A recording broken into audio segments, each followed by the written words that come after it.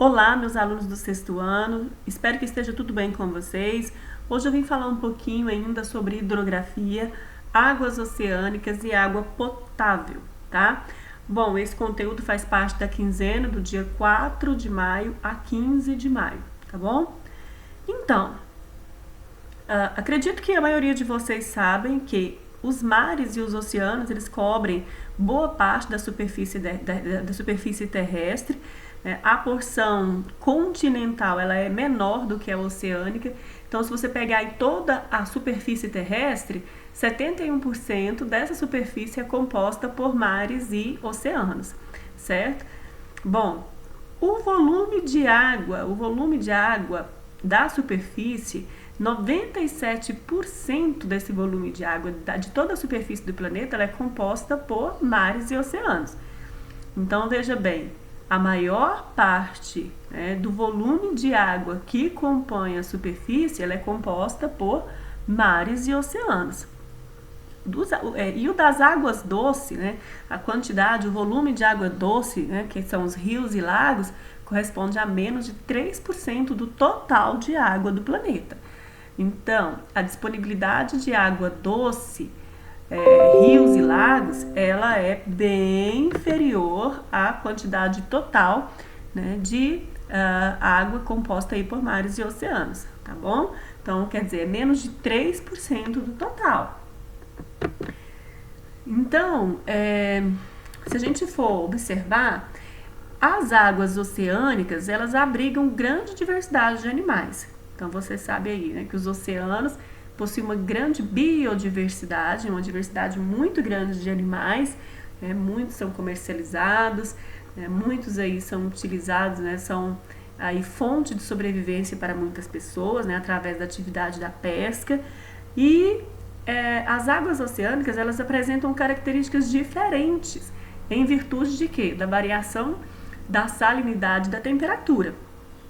Então, esse elemento, salinidade, presença do sal e da temperatura diferenciada, elas possuem características bastante diferentes, fazem com que essas águas oceânicas possuam características diferentes, tá bom? Então, se você observar, eu coloquei esse mapinha aqui, próximo à linha do Equador, por exemplo, onde o Sol incide mais perpendicular, ou seja, onde é a região que recebe mais luz do Sol, e nós já aprendemos isso em sala de aula. Nessa região aqui, as águas do oceano, por exemplo, as águas dos mares, elas são mais quentes, a temperatura é mais elevada, tá? Do que na região dos polos. Na região dos polos, as águas são o quê? Nos oceanos mais frias, tá bom? Então, quanto mais perto da linha do Equador, as águas são mais quentes, temperaturas mais elevadas, quanto mais afastadas, as águas são mais frias. Nos oceanos formam as correntes marítimas. Essas correntes marítimas, elas são influenciadas, elas são influenciadas por massas de ar que nascem, que surgem aqui no meio dos oceanos e carregam as características de onde elas se originam. Então, se essas massas de ar, que influenciam essas correntes marítimas, se elas surgem em uma região mais quente, elas vão ser mais quente. Se for uma região mais fria, ela vai ser mais fria. E essas correntes marítimas, elas influenciam o clima também aqui das regiões continentais, ou seja, da região dos continentes, tá bom? Então, essas correntes marítimas, elas se formam em consequência das massas de água com temperatura e salinidade semelhante. Então, elas surgem, elas se originam como consequência de massas de água que têm temperatura e salinidade parecidas, semelhantes. Tá? E essas correntes, elas se deslocam nos oceanos e podem ser quentes, se originadas próximo da linha do Equador, por exemplo, como eu havia dito, e frias, se formadas nas zonas polares. Tá? E exerce forte influência no clima das regiões continentais aqui. Então, se elas surgem próximo à linha do Equador, essas correntes são mais quentes. Se elas surgem mais próximo aos polos, essas correntes são mais frias, tá bom? Sobre o relevo oceânico, tá? Nós estudamos um pouquinho sobre o relevo continental, aqui da superfície. E agora sobre o relevo oceânico. Professora, como assim? Nós temos o oceano e o oceano tem relevo? Sim, o oceano tem relevo, né? Por baixo ali das águas possui uma formação de relevo, tá bom? Bom, então nós temos essa estrutura aqui que vai demonstrar para nós essa estrutura, né, esse relevo oceânico. Quais são as partes que compõem esse relevo oceânico? Eu tenho a plataforma continental, ela é situada à margem dos continentes e se estende com inclinações suaves em direção ao fundo dos oceanos, então ela fica mais próximos aqui à área continental, tá?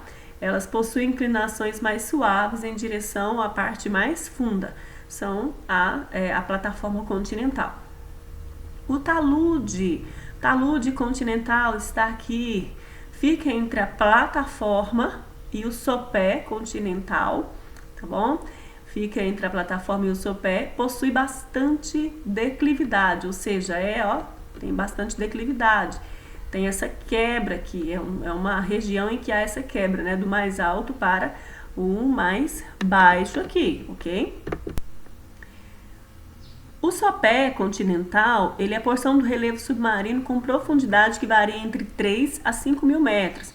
Então aqui, ó, plataforma continental, o talude é onde faz essa quebra aqui, da plataforma para o sopé, e o sopé, essa região aqui, ó, tá bom? Com profundidade de 3 a 5 mil metros, tá? Eu tenho as cordilheiras oceânicas, que é a região do relevo submarino onde se concentram grandes cadeias montanhosas do fundo oceânico. Tá? Então, professora, no fundo oceânico tem cadeias montanhosas? Sim, tem cadeias montanhosas, tá? E aqui uma montanha. Então, essas cadeias montanhosas, esse conjunto de montanhas, nós chamamos de cordilheiras oceânicas. É um local onde há intensa atividade vulcânica, tá bom? Bom, e as fossas submarinas? As fossas submarinas são regiões ainda mais baixas, mais profundas do relevo oceânico submarino, tá bom? As planícies abissal, a planície abissal são as regiões mais profundas do oceano, sendo compostas de terrenos relativamente planos, tá bom? Então, se você observar aqui, ó, a planície abissal possui um relevo mais plano, tá bom? E essas são as regiões, né, mais profundas aí dos oceanos. Bom, nós sabemos que a água é um recurso finito, extremamente indispensável à manutenção da vida, certo? Então, assim, para as nossas atividades econômicas, para o nosso dia a dia, né, para a nossa qualidade de vida, a água, ela é fundamental, ela é de extrema importância, porém, vocês sabem que é um recurso finito. Existem algumas regiões no mundo que disputam água, existem alguns conflitos mundiais, inclusive, né, guerras, conflitos por conta da questão da água, pela disputa da água. A água, ela se tornou um elemento geopolítico, porque existem brigas no mundo, disputas por conta da água, né, devido à escassez hídrica que muitos países vivem. Muitos países vivem nessa situação de escassez hídrica. O que seria a escassez hídrica? Nós estudamos isso na aula anterior. Seria quando o país, né, a capacidade hídrica do país, ela é bem menor do que a necessidade que esse país tem, tá bom? Então, tem muitos países que vivem em escassez hídrica. Então, a água, ela se tornou um elemento de extrema importância e se tornou, inclusive, um motivo aí de disputa entre vários países, tá bom? Quando a gente observa esse gráfico aqui, distribuição da água no mundo, a gente vê, olha, calotas polares. Olha aqui nesse gráfico, 69,8%, tá? Em calotas polares. Águas subterrâneas, 29%. Rios e lagos, 0,3%. Tá vendo? E outros, né, aqui 0,9%. Então, a gente vê, ó, água salgada. Tá vendo aqui? Essa parte maior é água salgada. E 2,5% água doce. Tá bom? Então, por isso que lá atrás eu disse para vocês, aproximadamente 3%. Então, nós temos uma quantidade aí de água doce muito pouca no mundo, né? Graças a Deus, o Brasil ele possui um bom potencial hídrico, porém nós já vemos nos momentos aí, nós já vemos em alguns momentos do ano, a gente já vê muitos estados sofrendo com a escassez hídrica, certo? Goiânia já passou por isso, então precisamos acender aí um alerta para a preservação da água, e algumas atitudes cotidianas, elas podem contribuir com a preservação da água no nosso planeta. E você tem feito alguma dessas atitudes dentro da sua casa? Eu coloquei uma atividade lá sobre isso, dessa quinzena. Quais são essas atitudes? Não tomar banhos demorados, manter sempre a torneira fechada ao escovar os dentes e lavar a louça, fechar corretamente as torneiras, arrumar os vazamentos da casa, não lavar calçadas, reaproveitar água, né? Então é necessário reaproveitar, é um tipo de economia que é muito bom, porque você pode reutilizar água, isso é muito importante, tá? Para a preservação desse recurso que é bem fundamental, né, na nossa sobrevivência. Então, como eu havia dito a vocês, na maior parte do Brasil não há escassez hídrica, porém, nos últimos anos, grandes centros urbanos como São Paulo e Brasília, por exemplo, apresentaram baixos níveis de água em seus reservatórios em virtude da escassez da chuva.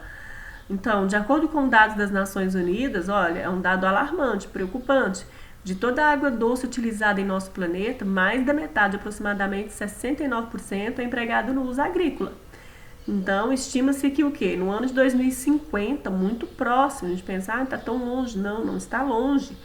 Cerca de 40% da população mundial sofrerá com a falta de água. Então, é um problema grave, e esse problema ele pode afetar não apenas a humanidade, como também a sobrevivência de milhares de espécies de animais e vegetais. É um problema grave que precisa de uma atenção maior da nossa parte, né, da população, da sociedade e também do governo. Tá? A possibilidade de fazer a dessalinização das águas oceânicas, ela não atinge a todos os países, porque é muito caro, é um sistema bastante caro. Então, há necessidade muito grande de se preservar e fazer o uso consciente e racional da água, ok? Bom, se a gente observar aqui nesse gráfico, nós vamos ver que o consumo aí, né, de água no mundo, né, países desenvolvidos e países em desenvolvimento, que é o caso do Brasil. Tá? No mundo, 70% da água vai para a atividade agrícola, 20% para a indústria, 10% para o consumo doméstico, né? Já nos países ricos, 59% vai para as indústrias, 30% para a agricultura e 11% para o consumo doméstico. E nos países em desenvolvimento, 82% da água vai para a agricultura, né? É aquilo que nós havíamos dito. Nosso país ele é bastante agrário, né? Tem atividade econômica da agricultura é muito forte, certo? Então 82% é utilizado aí para irrigação, tá? Na agricultura, 10% na indústria e 8% no consumo doméstico. A água é um bem precioso, cuidemos desse bem, faça aí na sua casa atitudes que possam contribuir com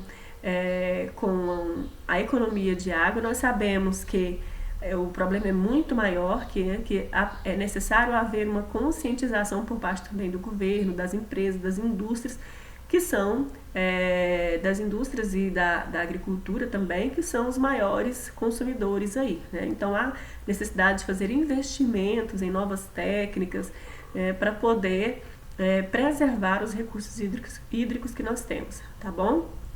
Então era isso que eu tinha para falar, um grande beijo para vocês e até a próxima!